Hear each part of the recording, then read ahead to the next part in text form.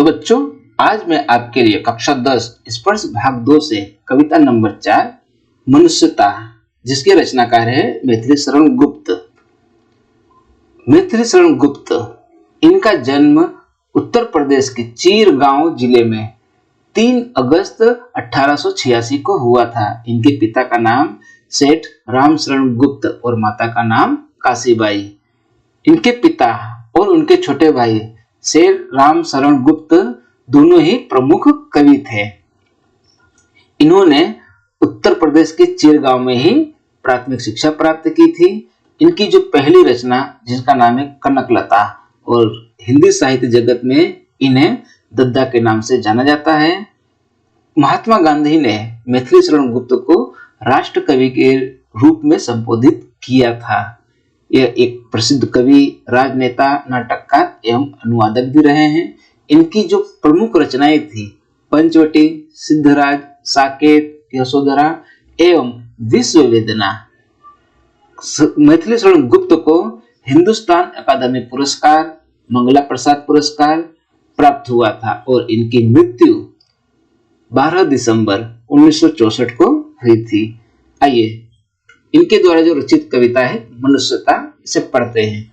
विचार लो कि मृत से हो न मृत्यु से डरो कभी, मरो परंतु यो मरो के याद जो करे सभी। होई न यो सो मृत्यु तो वृथा मरे वृथा जिए, मरा नहीं वही कि जो जिया न आपके लिए। वही पशु प्रवृत्ति है कि आप ही चरे, वही मनुष्य है कि जो मनुष्य के लिए मरे।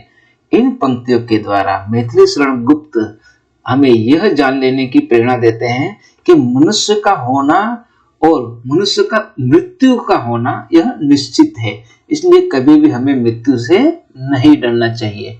मैथिली शरण गुप्त जी कहते हैं कि हमें कुछ ऐसा काम करना चाहिए कि लोग हमें मरने के बाद भी याद रखें। जो मनुष्य दूसरे के लिए कुछ ना कर सके, उसका जीना और मरना दोनों ही व्यर्थ है, बेकार है। मगर मरकर भी वह मनुष्य कभी नहीं मरता जो दूसरों के लिए जिया करता है, क्योंकि अपने लिए तो जानवर भी जी लेते हैं, लेकिन सबसे बड़ी जो वस्तु है वह है दूसरों के लिए जीवन जीना। कवि मैथिली शरण गुप्त कहते हैं कि मनुष्य वही है जो दूसरे मनुष्य के लिए मरे, अर्थात जो दूसरे मनुष्य की चिंता करे, उसकी मदद करे, वही मनुष्य कहलाता है। उसी उदार की कथा सरस्वती बखानती, उसी उदार से धरा कृतार्थ भाव मानती। उसी उदार की सदा सजीव कीर्ति पूजती, तथा उसी उदार को समस्त सृष्टि पूजती। अखंड आत्म भाव को जो असीम विश्व में भरे, वही मनुष्य है कि जो मनुष्य के लिए मरे। अब इन पंक्तियों के माध्यम से गुप्त जी हमें यह संदेशा देते हैं कि जो मनुष्य अपने पूरे जीवन में सिर्फ दूसरों की चिंता करता है, उस महान व्यक्ति की कथा सरस्वती अर्थात पुस्तकें भी वखानती है, उसकी चर्चा पुस्तकों में भी की जाती है। उसी उदार से धरा कृतार्थ भाव मानती, और पूरी जो धरा है, धरती है, उस महान व्यक्ति की आभारी रहती है, और उस व्यक्ति की बातचीत हमेशा जीवित व्यक्ति की तरह की जाती है, और पूरी सृष्टि उसकी पूजा करती है। और कवि गुप्त जी ये कहते हैं कि जो व्यक्ति पूरे संसार को अखंड भाव और भाईचारे की भावना में बांधता है, वह व्यक्ति सही मायने में मनुष्य कहलाता है, जो मनुष्य के लिए जीता है और मरता है। शुद्धार्थ रति देव ने दिया करस्त थाल भी, तथा धतीची ने दिया परास्त अस्थि जाल भी। उसी नगर क्षितित ने स्वमांस दान भी किया, सहर्ष वीर्ण कर्ण ने शरीर चर्म भी दिया। अनित्य देह के लिए अनादि जीव क्या डरे, वही मनुष्य है कि जो मनुष्य के लिए मरे। अब देखिए, पौराणिक कथाओं में ऐसे अनेक व्यक्तियों के उदाहरण हमें देखने को मिलते हैं, जिन्होंने अपना पूरा जीवन दूसरों के लिए त्याग दिया, जिस कारण आज भी उन्हें लोग याद करते हैं। भूख से परेशान रति देव ने अपने हाथ की आखिरी थाली भी दान में कर दी थी। और महर्षि दधीची की बात की जाए तो उन्होंने राक्षसों के विनाश के लिए अपनी हड्डियां वज्र बनाने के लिए देवताओं को दान में दे दिया था। और उसी नगर के जो राजा थे, राजा शिवी, उन्होंने कबूतर की जान बचाने के लिए अपना पूरा शरीर का जो मांस था, चर्म, वो भी दान कर दिया। और दान वीरों में बात की जाए कर्ण की, तो जो कर्ण थे उन्होंने खुशी खुशी से अपने शरीर का कवच इंद्रदेव को दान में दे दिया था। तो कवि यह कहना चाहता है कि मनुष्य इस नश्वर शरीर के लिए क्यों डरता है, क्योंकि मनुष्य वही कहलाता है जो दूसरों के लिए अपने आप को त्याग देता है, जो दूसरों के लिए जीता है और दूसरों के लिए मरता है, तो वास्तव में वही मनुष्य कहलाता है। सहानुभूति चाहिए महाविभूति है यही, वशीकृता सदैव है बनी वही स्वयंमयी। वृद्ध भाव बुद्ध का दया प्रवाह में बहा, विनीत लोक वर्ग क्या न सामने झुका रहा। आहा वही उदार है परोपकार जो करे, वही मनुष्य है कि जो मनुष्य के लिए मरे। अब मनुष्य के मन में दया का भाव एवं करुणा का भाव होना चाहिए, यही उसके लिए सबसे बड़ा धन है। स्वयं ईश्वर भी ऐसे लोगों के साथ रहते हैं। इसका सबसे बड़ा उदाहरण महात्मा बुद्ध, और जिसने लोगों के दुख को देखा और देखने के बाद उनका हृदय परिवर्तन हो जाता है और लोक कल्याण के लिए उन्होंने दुनिया के नियमों के विरुद्ध चल दिए। इसके लिए क्या पूरा संसार उनके सामने नहीं झुकता? अर्थात उनके दया भाव व परोपकार के कारण आज भी लोग उनको याद करते हैं, उनकी पूजा करते हैं।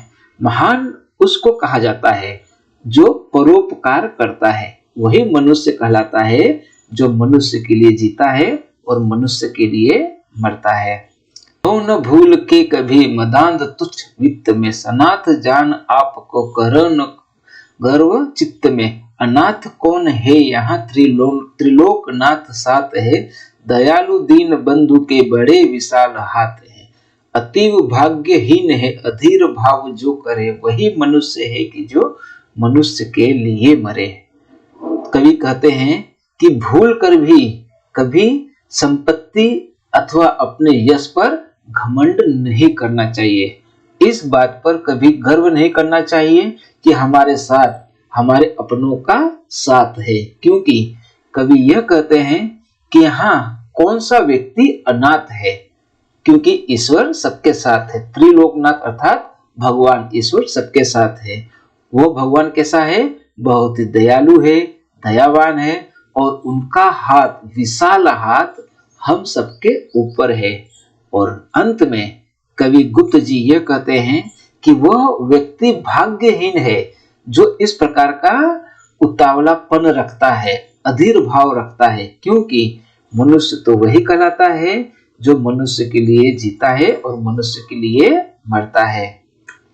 अनंत अंतरिक्ष में अनंत देव हे खड़े, समक्ष ही स्वबाहु जो बढ़ा रहे खड़े खड़े।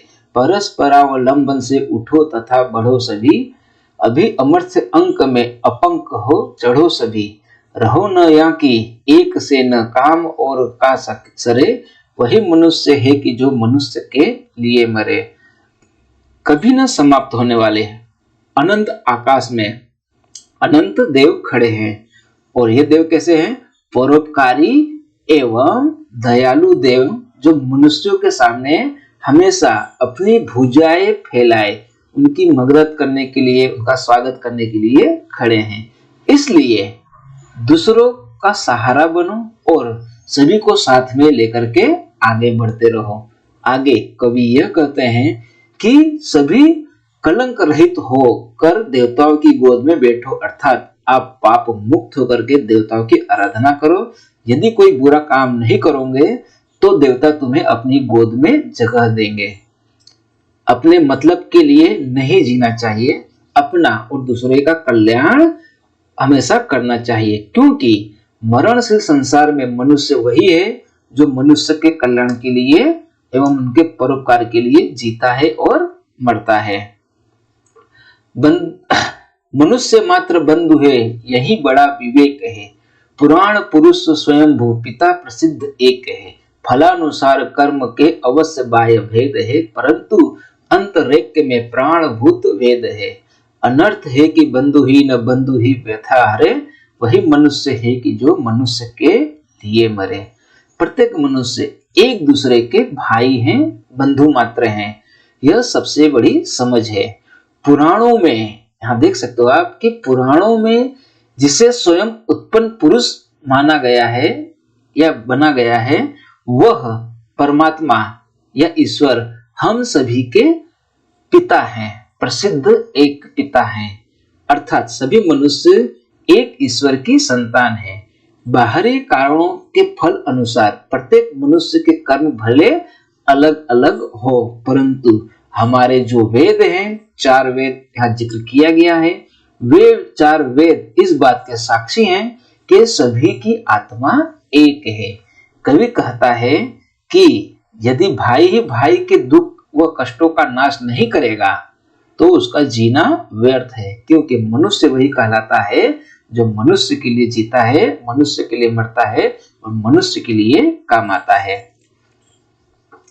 चलो अभिष्ट मार्ग में सहर्ष खेलते हुए, विपत्ति विघ्न जो पड़े उन्हें ढकेलते हुए, घटे न हेल मेल हाँ बढ़े न भिन्नता कभी, अतर्क एक पंथ के सतर्क पंथ हो सभी, तभी समर्थ भाव है कि तारता हुआ तरे, वही मनुष्य है कि जो मनुष्य के लिए मरे। अब कवि गुप्त जी कहते हैं कि मनुष्य को अपनी इच्छा से चुने हुए मार्ग पर हंसी से खेलते हुए चलना चाहिए। रास्ते में कोई भी संकट, विघ्न या विपत्ति या बाधा आए, उन्हें हटाते आगे बढ़ता रहना चाहिए। मनुष्य को यह ध्यान रखना चाहिए कि आपसी समझ न बिगड़े, आपसी हेलमेल न बिगड़े, भेदभाव न बढ़े।